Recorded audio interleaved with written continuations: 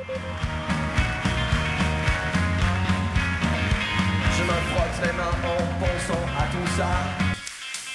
Tout ça comme je réponds, c'est du plaisir, que du plaisir.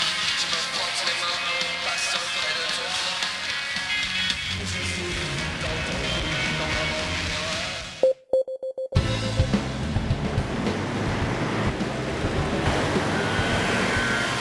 L'oreille est un organe fragile parce que nous naissons avec un capital immuable de cellules ciliées responsables de notre audition.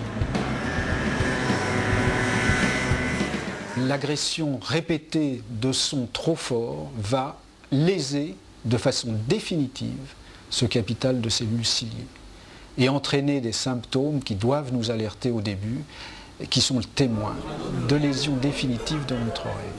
Ces symptômes sont toujours les mêmes, au nombre de 3.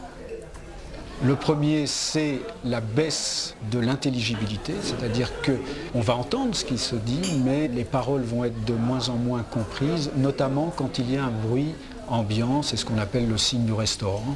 Quand d'autres personnes parlent à côté, on entend moins bien. Deuxième symptôme, ce que l'on appelle les acouphènes, qui sont en fait des bruits parasites, soit type de sifflement, de bourdonnement, de jet de vapeur, mais qui sont d'intensité variable au cours de la journée et qui peuvent parfois devenir totalement insupportables. Ils vont devenir tellement insupportables qu'ils vont empêcher le sommeil et masquer tout le message sonore. Troisième symptôme, le dernier, ce qu'on appelle l'hyperacousie.